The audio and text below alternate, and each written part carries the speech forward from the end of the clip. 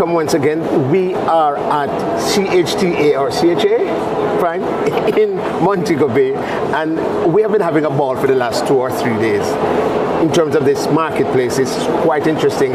Whenever there is not a JACQUALYN, there's a CHTA, and this year there's not going to be a JACQUALYN because we are having the CHTA, right? And one of the partners with this process is our international airport. And if the people don't come through the airport, they can't come to Jamaica. And our airports are responsible for carrying in millions of visitors, not just Jamaicans from the diaspora coming home, but millions of visitors from across the world into Montego Bay, into Kingston, and of course by extension into the economy and the pots and the houses of many Jamaicans across the world. This afternoon I have the distinct pleasure of having the Senior Director, Mr. Richard A. Gibbs. And I don't know, I thought it would have been an L. Gibbs, and the same, but it's not Lance Gibbs, it's A. Gibbs. And of course, Miss JACQUALYN Knight. Miss Jackie, she's a household commodity. Everybody knows that, and everybody give her a hard time at the airport. We don't see enough time to give you that harassment. But ladies and gentlemen, thank you so much for coming to the show, for the program, and I'm happy that I have you here. Thanks for having us. It is happy to be on your program. Sure. Now, let me go straight into it. The airport carries in at least what? So 3-4 million people over last year? Well, tell us about that, because I know the Minister of Tourism been announcing it and making all of this. Tell us about it. Yes. So in the case of the Sangster International Airport, which carries more of the traffic, for 2023, the airport transported over 5 million passengers. Wow. And this is counting arriving as well as departing passengers. Airport counts the passengers in and out. Okay. So arriving and departing combined for 2023 for Sangster here in Montego Bay, over 5 million. Oh my Lord. And in the case of almost twice the population that was at home now. That's correct. And in the case of Kingston Airport, which is the capital airport, Norman Manley, just around 1.8 or thereabouts million passengers arriving and departing for 2023. What had you got to do to get your capacity at that level to be able to make that seem to have been seamless? Well, one of the things that airports do is to try to forecast passenger traffic, passenger growth. So there are models that airports develop, which are based on various factors relating to things like hotel growth, right, and room rate growth. In case of Jamaica, because tourism contributes quite a lot in terms of the travelers who come to Jamaica to enjoy what we have to offer, and so we in conjunction with our partners in the Ministry of Tourism, the Jamaica Tourist Board, we look at what is projected to be the passenger arrival numbers, and we seek to expand the facilities and to grow the services such that we can accommodate the influx each year on year. And so you would have seen from back in the 90s, 2000s, and even up to present time, that based on those projections, the airports are developed. So they expand the facilities, they increase the length of the runway in some instances, add parking gates so that more aircraft can come in and be parked and be serviced at the same time. And of course, expand the facilities that process the passengers, so ticket counters, parking spaces, immigration, customs facilities, all of those come together to ensure that the process is as seamless as possible. Well, within the context of that expansion, and my conversation is with Mr. Richard Gibbs. Mr. Richard Gibbs is the Senior Director with the Airport Authority, Norman Manley in particular, or across the country, which is it? Well, in the case of those two airports, they are concessioned, which means that the government has long-term leases through the AAJ with a private entity that, in the case of Sangster, they have been operating that airport since 2003. It's a 30-year concession agreement, long-term arrangement. And in the case of Norman Manley in Kingston, it's a 25-year agreement, which has been in place since 2019. So those airports are operated by a private entity, and the AAJ offers oversight and management of that concession agreement. And then there are 4 other facilities, 3 domestic aerodromes, and Ian Fleming, which is just now on stream. Right. Yes. It actually was made an international airport in 2011, but since February of this year, we've been having international scheduled commercial flights through the carrier American Airlines. So wonderful. That is considered to be the new kid on the block, and we're very happy about that. So far? Very well so far. We actually had another airline that started international passenger operations back in 2022.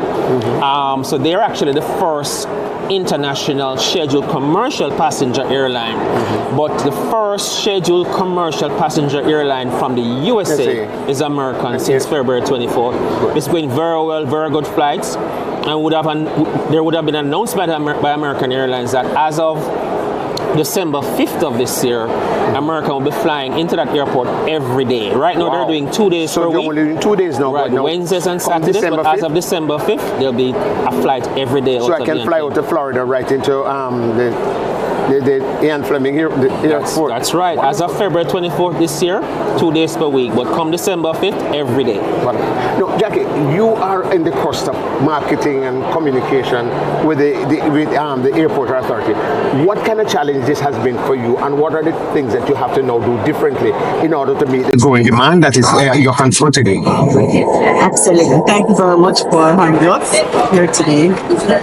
Certainly, it's a very dynamic time and exciting time for me as a public relations consultant. Yes. Working closely with many government agencies, international clients, travel and tourism brand, which is kind of my focus. Yes. Airports Authority crosses over both industries, the aviation as their main industry, and the travel and tourism as, I would say, kind of an alignment industry. I'm privileged to work with the team on their 50th anniversary year campaign, which is this year, a major milestone for an organization. Right. And through this effort, I've been charged to identify strategic alliances, help to build awareness, and support their activities with a number of special events throughout the entire year. Wow. So you have quite a calendar and a number of things on your plate. Quite a bit on the plate. Oh, yes. They're trying to keep up. But certainly our goal is to do more, get more involved in building awareness, outlining the role of the Airports Authority relative to the partners that are involved, such as the airline partners, the concessionaire, how Jamaica can recognize the role that they're playing relative to the upgrades, the developments, expansion that they're going through over the next, for quite some time.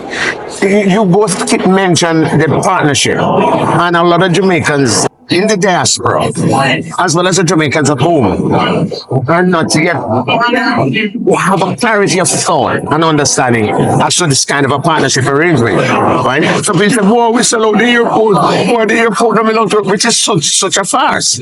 But because it seems that the relationship is working so well and efficiently that you sometimes will stay home and sleep because you won't have much work to do. The partnership is different level. I don't know. I'm just messing with you. Operational partnerships, and as Mr. Gibbs mentioned, there are other partners, other stakeholders like the VIP services, the concession. And the quality of the grade has been tremendous. Yes.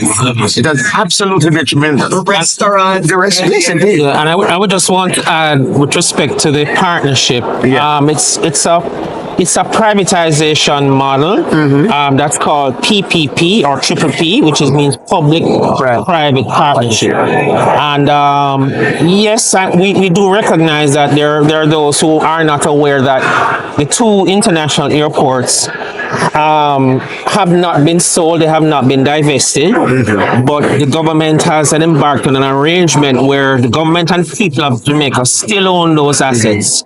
And we use a model whereby we bring a private operator into the equation, give them a long-term lease, 30 years in the case of Sangster, 25 in the case of Norman Manley, And this operator is charged with operating that airport according to standards and guidelines laid out in a concession And agreement. that they have also invested not just paper but money. That's right. Into upgrading of the quality, put it into world class standard. That's what they're required to do. The sanction is phenomenal. The kind of a transformation that airport has been going through over the last couple of years. And this look like it's still improving. That's correct. You know, first word.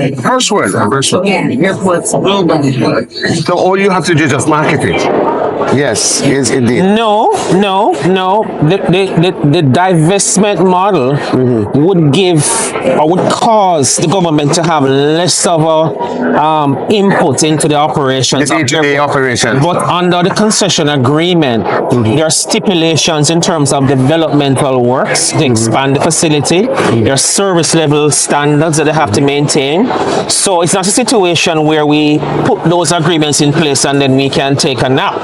We have to exercise a concession management program to ensure that the operator maintains those standards and does the developmental works to ensure that those facilities are able to meet the growing demand for travel. Because while the tourism aspect is booming and expanding, the airport ability to be able to absorb, manage, and process has got to be highly increased and to be efficient. That's correct. And and not because you're here and you're buying me lunch tomorrow, but the level of the airport's efficiency has tremendously improved. And a lot of Jamaicans in the diaspora said, boy, I have heard it on my program, and people have said, the quality of the service and processing at the airport is phenomenal, which is something, and I'm hoping that this kind of a model arrangement for public-private partnership, fine.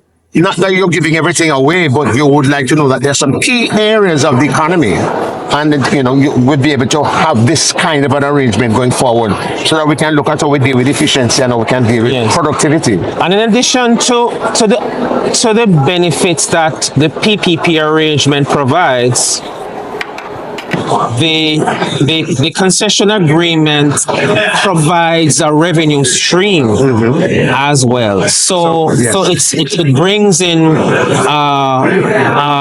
revenue that the government is then able to use to do other expansion and the very airport itself very often benefits from that revenue that comes in, but is able to also deploy the revenue to other areas of the economy as needed. I'm hoping that, Jackie, within your many stuff that you have to do, if you're able to bring in some of these students to business and commerce and tourism from CAS, university, some of the technical schools, from Hard Trust, let them go through the airport, let them feel and see the tremendous amount of work that not just you and you both have been doing, but in terms of what the PPP arrangement means for Jamaica and for the industry. Well, just to pick up on that point, I must commend the airport's authority for an initiative putting together some scholarships, a number of scholarships, great investment for the aviation industry and to several persons.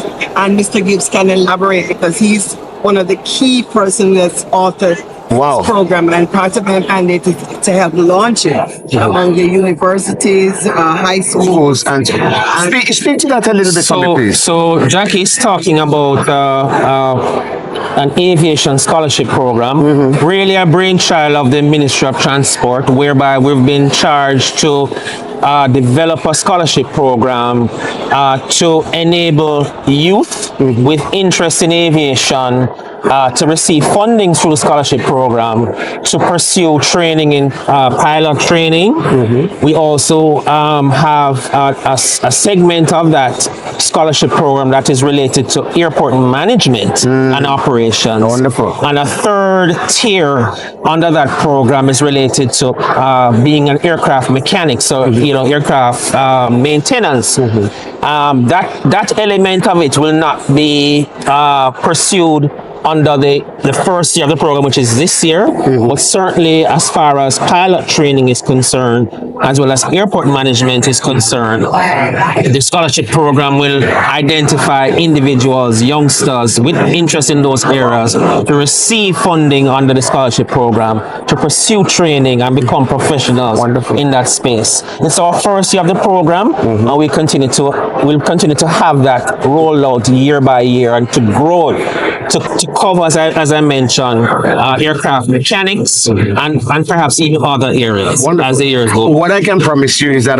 we have to come back to cover the diaspora conference, but I would love to be able to get the opportunity to be able to visit the airport with my camera crew and to talk to some of your team members there and some of your technical people, so that people can get a real good view as to the moving parts that you have here and the multifaceted nature and how complex, but yet still beautifully, this matrix is that you have working, which is called the public-private partnership with the airport and the wider public. 6 airports we have. And not many people know the kind of a magnitude of the work that you have. Good. I will definitely make sure that we are back here and we're going to be visiting. We might spend a day or two because we'll be able to do a whole program on what's going on there. The Jamaicans in the diaspora need to know this. And other persons in the diaspora need to know what we are doing as a first world country. We're not just a third world country, we're a first world, we're next door to America. You understand me? So, and the kind of work we're doing is at their standard or sometimes. What some of the things that we do here are a bit more advanced than some of these first world people. This year, the 50th anniversary the airport authority is going through a very robust program of activity. Wonderful.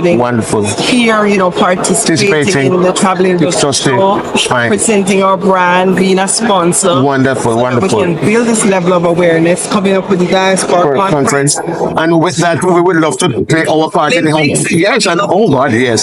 So how we play a part in helping you with this 50th anniversary. Since this wonderful airport was put into mission to us now. Okay, you have anybody who have a 50-year anniversary that you might be celebrating, or 50 or 45 or so? Yeah, you might be even giving awards for or that kind of thing. That sometime during the year. You're still in the process of putting all those. Still in the process of determining that. Yes. So there will be a staff award coming up in September. The flagship day is September 1st, which is the official anniversary date. But we are utilizing platforms and events to build a level of sensitization. This is part of why we're here, and we've rolled out the logo and our brand recognition for the period. Independence, we should have a brand celebration. Wonderful. Independence as a national organization. Yes, indeed. And then September 1st, official anniversary date. We'll have a church service, and for those locally and internationally who want to participate in our supplement, we invite you to be part of that. Definitely. We're looking at a spirit week of communication, partnership throughout our media. Yes, definitely. We'll be more than happy to share that. I know Norman Manley must be feeling good in his grave, having started this airport. It was Norman Manley who initially started the airport, was it? Yes, and recall we have in the case of Sangster, Donald Sangster. Donald Sangster. Right. It was named after Donald Sangster, but then he piloted the bill through Parliament, Donald Sangster, for that airport. So I really must commend you guys for keeping the ship of state floating. Culminate the year with International Civil Aviation Day, December 7th. You're going to have a flyover with that, I'm sure. Between you and the JD, but you have to arrange something like that. It will be quite an interesting thing. Oh, like what we saw last night. Get the technology to be the drone show. Yes. Yeah, that'd be nice. Yes, we contemplated that as well. So we'll see how those things roll out. Yes. Mr. Gibbs and Miss Nye, I am so intrigued and fascinated. I can't wait for the diaspora conference come so that I can come visit over there with my camera. TC, is TC here? We're going to have to make sure that we are on the airport for a day or two so that we can see. We might not get a flight, a plane, but Martin, we'll be there to make sure that we celebrate with you and to share to the rest of Jamaica and the diaspora the kind of a wonderful things that are happening here. Congratulations and high commendations to you both. Thank you so much. Thanks again. It is indeed my privilege. Thank you. Good to have you. Thank you. Thank you.